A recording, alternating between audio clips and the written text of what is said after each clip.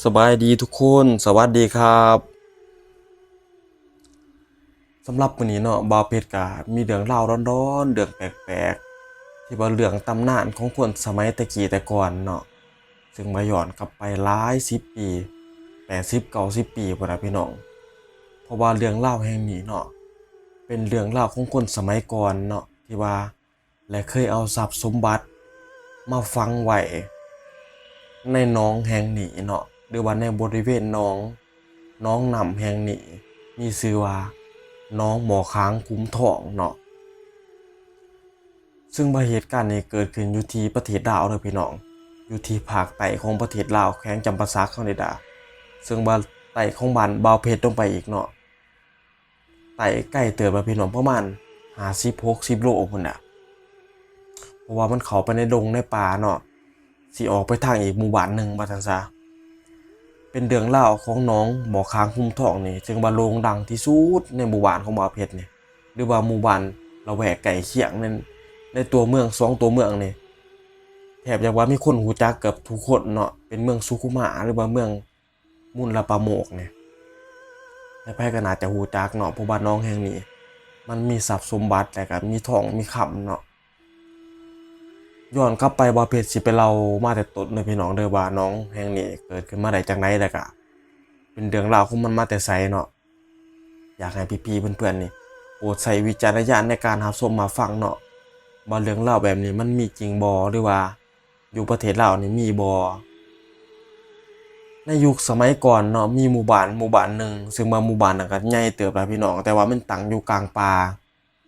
อันที่ผู้เฒ่าผู้แก่เพิ่นเล่าให้บ่าวเพชรฟังแล้วก็หลายๆคนก็สิรู้จักอยู่แล้วเนาะตำนานแห่งนี้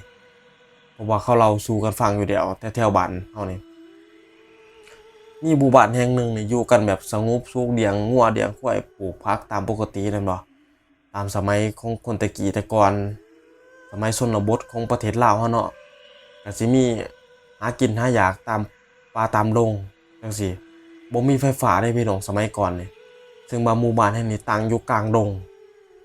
ติดดงติดป่าแหละพี่น้องส่วนน้อยคนสิเขาไปหาพอเนาะแล้วมันมีอยู่มื้อหนึ่งพี่น้อง เพราะว่าเหตุการณ์เกิดซึกเกิดเชื้อเนาะเหตุการณ์บ้านเมืองบ่สงบสุขหลายๆ10 ปีก่อนนี่แหละหลายๆคนก็สิฮู้ซึ่งว่าในช่วงนั้นก็มีช่วงบาพัดถิ่นเนาะเขาเอิ้นว่าพัดถิ่นเขามาบุกมาตีบ้านตีเมืองขาลั่นฟันแทงชาวบ้านตายเป็นเบื่อแล้วเฮ็ดให้ชาวบ้านบางกลุ่มนี่ได้รวมเงินจำนวนหนึ่งเนาะหรือว่าครอบครัวใดมีเงินหลายจังซี่ก็ พากันตกลงกันว่าสิเอาไปฝังไว้ในแถวหนองณหมู่บ้านแห่งนี้ล่ะพี่น้องที่ว่ามีชื่อว่าน้องบ่อค้างคุ้มทองก็คือน้องที่ว่าชาวบ้านนี่ใส่น้ำใส่ซอยใส่กินใส่อาบก็คือน้องแห่งนี้เนาะเพราะว่ามันเป็นน้องกว้างน้ำใสน้ำสะอาดนะมีปูมีปลาครบบริเวณน้องน้ำแห่งนี้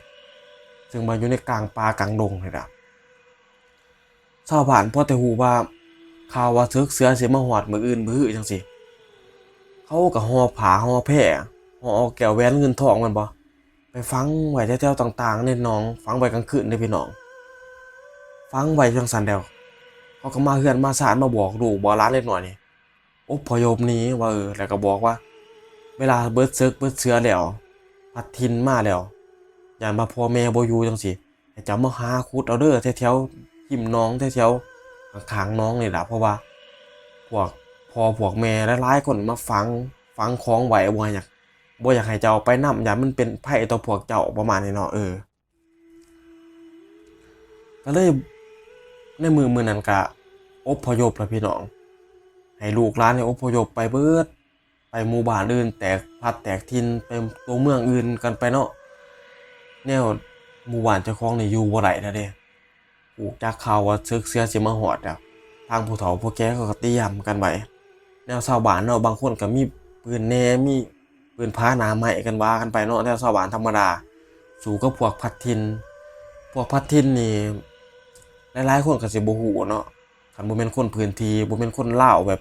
ลาวยุคก่อนอีหลีก็สิบ่ฮู้พัดถิ่นนี่ว่าเพชรสิอธิบายให้ฟังว่าเป็นพวกข้าศึกเนาะข้าศึกที่ว่าเป็นพวกทหารฝั่งตรงข้ามอะนะความหมาย มีปืนครบมีอาวุธครบเนาะมาปล้นมาขาชาวบ้านปล้นนั่นนั่นนี่เล็กหน่อยเล็กเด็กเล็กแดงกับขาทีมเบิร์ดเนาะพัดทินความมันโหดนะแต่ว่าเราเอินพัดทินนี่ก็คือแบบว่าคนอื่นพัดทินมา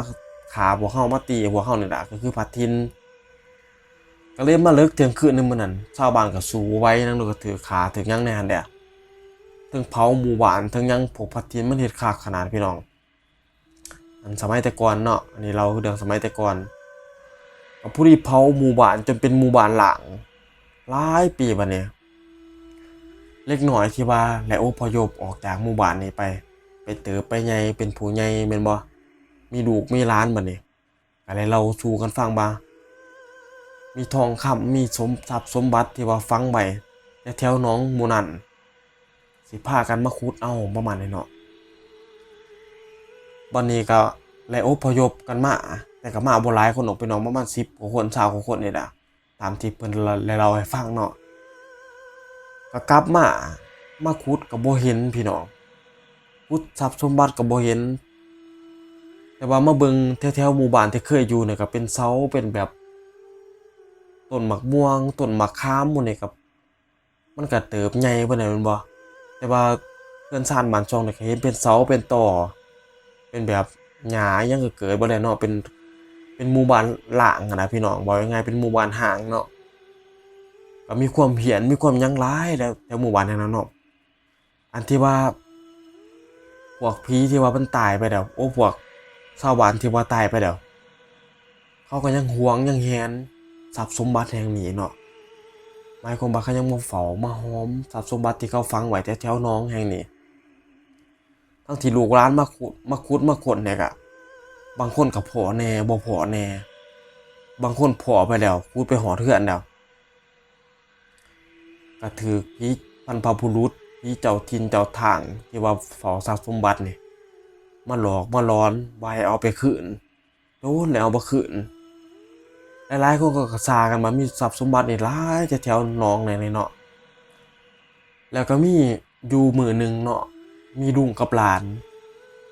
ซึ่งมาในตอนนั้นมันก็ยังเป็นป่านาอยู่แต่ว่ามีปูปลาหน้าหนาวนี่หลายแถวๆหนองนี่เพิ่นก็ได้มาเพาะปูปลาหน้าหนาวนี่หลายเนาะเพิ่นก็ได้เอาหลานเพิ่นมานำบัดนี้เพื่อจะมาใส่เบ็ดป่าเบ็ดเอียนเนาะความหมายเนี่ยสิมาใส่เอาเบ็ดป่าเบ็ดเอียนเนี่ยเอาไปขายเพื่อสิได้เงินหลายความหมายเพิ่นน่ะแต่เพิ่นบ่ฮู้ว่าตำนานแห่งนี้หนองน้ำแห่งนี้เนี่ยเพิ่นบ่ฮู้ที่ไปที่มาเนาะเพิ่นก็ได้มาใส่เบ็ดป่ามาขุดกี่กระเดือนขุดเหยื่อเนาะมาเห็นปลาหลายเพิ่นก็ว่าอู้ยบอกกับหลานว่าปลาคือมาหลายแท้พอดีเดี๋ยวสิใส่เบ็ดเอามาขายได้หลายดอกเพิ่นว่าเอาเมื่ออันเบิดเลยแท้เลยเพิ่นว่าเพิ่นบอกแบบนี้ไปเนาะโดยที่เพิ่นบ่ฮู้ว่าคำบอกของเพิ่นนี่มันสิเฮ็ดให้เพิ่นบ่ได้ปลาจักโตเลยแหละแล้วก็เพิ่นสิเจออีหยังบางอย่างเนาะเพิ่นก็เลยใส่เบ็ดไปโดยตะเวนตกดินไปเนาะประมาณ 5-6 โมงแลงก็เลยมาพักกินข้าวกับหลานเพิ่นเนาะเพื่อไว้สิยามเบ็ดอีกจัก 2-3 รอบจังสินอนเพื่อว่าสินอนเฝ้าเบ็ดเฝ้าปลาเพิ่นเนาะเพิ่นก็ใส่เบ็ดแล้วเพิ่นก็มากินข้าวกินน้ำเพิ่นก็ห่อข้าวมานำน้องมากินอยู่แคบน้องนะพี่น้องมันก็เป็นปลาเนาะเพิ่นก็ถือไฟโคมไฟหยังไปเพื่อว่าจะยามเบ็ดรอบดึกคุณว่าพอแต่กินข้าวกินน้ำแล้วบัดนี้ก็ลงไปยามเบ็ดอีกรอบนึงปรากฏว่าปลาน่ะบ่ถือจักโตเหยื่อยังคือเก่าอยู่พี่น้องเฮ็ดให้เพิ่นนี่แปลกใจว่าปลาบักได้หลายคือบ่กินเบ็ดจักโตวะเพิ่นก็แปลกใจอยู่เด้กับหลานเพิ่นแต่ว่าเพิ่นก็บ่กล้าเว้าออกมาพอแต่เวลาผ่านไป 2-3 ทุ่มบัดนี้ได้ยินเสียงน้ำตุ้มๆคือจังเสียงปลาถือเบ็ดนี่ลิ้นตุ้มๆในน้ำเพิ่นก็เปิดไฟโคมขึ้นแล่นไปเบิ่งกับหลานเพิ่นปรากฏว่าบ่แม่นปลาถือแต่บ่ฮู้ว่าเสียงหยังในน้ำมันดีนเฮ็ดให้น้ำนี่ฟ้องสะเทือนบ่ทิบเพิ่นก็เริ่มย้านได้กับหลานไปตอนนั้นว่าโอ้ยในน้องน้ำนี่คือแปลกๆแท้เนาะว่ะก็พอดีมื้อนั้นยามเบ็ด2 รอบนำบ่ได้ปลาจักตัวเฮ็ดให้แปลกใจเนาะบ่ฮู้ว่ามื้ออื่นเช้าจักสิถึกหรือบ่เพิ่นก็ตัดสินใจนอนกับหลานเพิ่นนี่นอนก็ความหมายว่านอนข้างๆน้องหั่นน่ะนอนมันเป็นยามแดงบัดนี้นอนข้างน้องข้างหยังกลางมุ้งกลางหยังนอน ตั้งกองไฟเนาะมันก็มาเผากองไฟไว้แล้วก็นอนเลิกเที่ยงคืนมื้อนั้นได้ยินเสียงคนโซกันไหมพี่น้องเพิ่งว่าที่นอนเพิ่นว่าที่นอนมันก็เป็นโพนใหญ่เนาะเป็นแบบจอมปลวกจอมโพนนะเสียงคนโซกันจุ๊บจิ๊บจุ๊บจิ๊บจับใจความบ่ไหลเพิ่นนี่เพิ่นหูมากลางเด้อกันผู้เป็นดุเพิ่นเนาะเพิ่นเขาฟังเพิ่นคิดว่าตาลานเพิ่นไปย่างไปคุยกับผู้ใดแต่แท้ร้านเพิ่นน่ะนอนตะข้างอยู่ได้ยินเสียงคนโซกันจิ๊บจับจิ๊บจับข้างๆเพิ่นหัวว่านอนเพิ่นเฮ็ดให้เพิ่นนี่แปลกใจได้ว่าเสียงผู้ใดเนาะแล้วสักพักหนึงก็ได้ยินเสียงพุ่นโซกันทางหน้าเสียงเอิ้นกันเบาๆนะเสียงผู้ชายผู้หญิงเต็มที่เพิ่นว่าจักเป็นผู้ใดมาเป็นผู้ใดในเสียงความมืดนั้นเฮ็ดให้เพิ่นนี่เปิดไฟฉายแยงเบิ่งทั้งย้านแน่แล้วก็ทั้งอยากฮู้แน่ก็เปิดไฟฉายแบบใจดีสู้เสือนะแยงไฟไปปรากฏว่าบ่เห็นผู้ใดจักคนเสียงนั้นก็เงียบหายไปบัดนี้เฮ็ดให้เพิ่นย้านขึ้นมาบัดนี้โอ้ยอยู่บ่ได้แล้วบัดนี้ปลุกเอาหลานเนี่ยเลิกเที่ยงคืนมื้อนั้นเนี่ยปลุกเอาหลานไปๆๆมื้อปลุกเอาหลานขึ้นรถอีแตกเนาะขึ้นรถอีแตนบ้านเฮานะพอแต่ติดรถแล้วก็มื้อเลยเบ็ดนั่นที่ว่าใส่ถิ่มไปนะครับถิ่มเลยบ่มื้อเช้าจักสิมากู้เอามันบ่ก็คืนนี้อยู่บ่ได้แล้วพอแต่เพิ่นกลับไปเลิกเที่ยงคืนมื้อนั้นตื่นเช้ามาบัดนี้ก็มาเล่าสู่ชาวบ้านเขาฟังมาเล่าสู่ลูกสู่เมียฟังว่าอุ้ยเมื่อคืนไปหาปลาอยู่หน้องอันนั้นเจอดีเพิ่นว่าเจอผีหลอกเจอหยังแนวคันที่ป่าบักหลายๆก็บ่ได้ปลาจักโต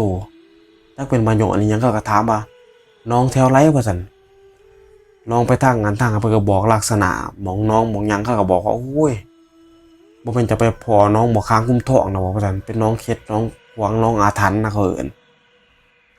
หลังจากนั้นชาวบ้านเขาก็ซากันมามีผีมีสมบัติมีหยังมีผีเฝ้าสมบัติเนาะในคนสมัยแต่ก่อนเขาฟังไว้กระโจนว่าผ่านมาหลายปี6-7 ปีบัดนี้มีขอบบ่แม่นมีขอบเนาะมีบริษัทเกาหลีเขามาสัมปทานป่าแถวนั้นเนาะแถวภาคใต้ลาวใต้นี่แถวเมืองสุขุมานลงไปนี่อุ้ยป่าลงสิบอกพี่น้องป่าลงนาลงทึบหยังต่างๆเนี่ยเขาสั่งทางป่าเบิดที่ก็สิปลูกบางเหญ้านะความหมายก็สิปลูกป่าบางเหญ้าในช่วงปีนั้นเนาะบ่ฮู้ว่าปีเท่าใดปี2008 2009บ่ก็บ่แน่ใจเนาะก็ผู้ดีว่าทางป่าบางเหย้าบัดนี้ช่วงนั้นบ่าวเพชรก็ยังน้อยเนาะเขาก็ทางไปตั้งแต่เพชรแถวตีนบ้านบ่าวเพชรไปแล้วไปเลยไปจนฮอด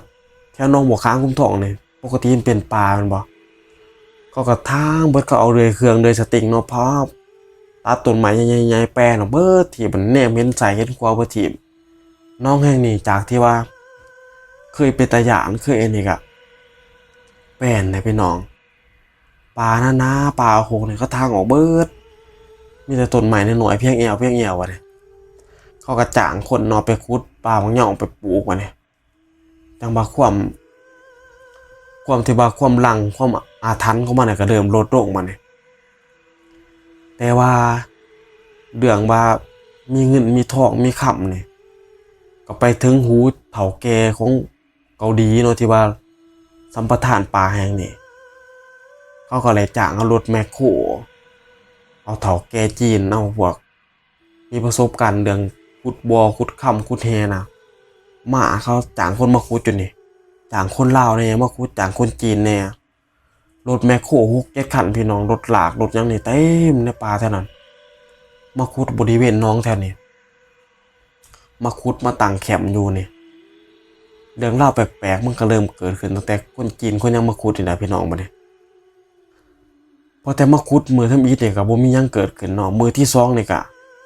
เริ่มมีสิ่งแปลกๆเกิดขึ้นแล้วรถแมคโครขุดอยู่ดีๆเนี่ยก็รับขุดดินขุดทรายแม่นบ่เพื่อที่จะโจกว่าในใต้พื้นเนี่ยมันมีค่ำมีหยังคือชาวบ้านเขาวายดีบ่ขุดลงไปแล้วรถขุดไหลสักพักหนึ่งมือที่2เนาะรถรับรถตายแน่เกิดเหตุคนขับรถนี่บ่สบายแน่ป่วยแน่เนาะมีหยังหลายๆอย่างเกิดขึ้น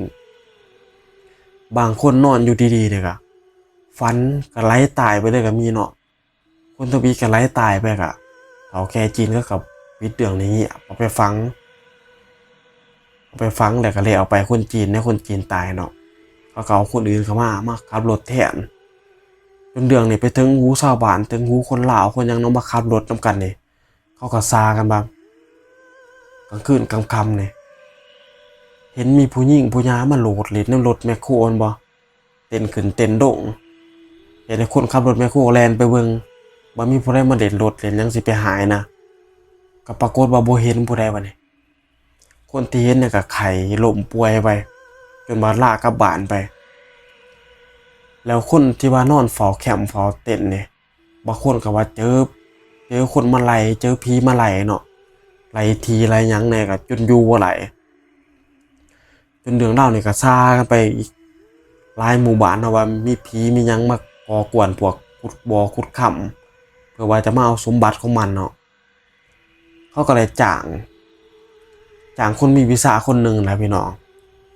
มาเฮ็ดพิธีมาบวงสรวงอหยังต่างๆเนาะมาเฮ็ดการไล่พวกผีพวกหยังมันหนีหั้นน่ะความหมายแต่ก็จ้างพ่อหมอคนนี้มาเฝ้าแคมป์แห่งนี้เนาะเพื่อว่ามาขุดจ้างก็แพงเติบล่ะพี่น้องจ้างให้มาเฝ้าแคมป์มาเฮ็ดพิธีอาคมอหยังต่างๆเนาะมาเฮ็ดพิธีกรรมต่างๆเพื่อที่จะขุดเอาค่ำเอาหยังให้มันเสร็จมันสิ้นเนาะก็โจนว่าเขาไหลค่ำไหลยังหลายเนาะแต่บ่ลินแถวๆรอบน้องนี่ปกติก็จะเป็นดินปลาดินก็ต่อไม้ต่อกันบ่ซุมื้อนี่ก็เป็นแบบเป็นบ่อเป็นสาเบิดเนาะเป็นห้อยรถแมคโครมันจกดินไปเบิดทุกอย่างล่ะเพื่อว่ามันจะเอาไปฮอนเอาไปหยังเนาะเพื่อเอาฮอนเอาค่ำมันหัวมีค่ำปกติเขาก็น่าจะไล่นี่ล่ะพี่น้องเพราะว่าเขาก็เอารถมาไล่มาขุดเอานะเพราะว่าปลาเนี่ยเขาก็ซื้อเอาเนาะปัจจุบันนี้ในแถบน้องแถวนี้มันก็เป็นหมู่บ้านคนแล้วพี่น้องเพราะว่าเรื่องค่ำเรื่องหยังแต่ก่อนนะมันมีนะพวกจีนพวกเกาหลียังมันเข้าไปเบิดแต่พี่น้องในเรื่องเล่าวแห่งนี้ก็มีเพียงส่ำนี้เด้อพี่น้องสำหรับคลิปนี้บ่าวเพชรก็ขอลาไปก่อนขอบคุณครับ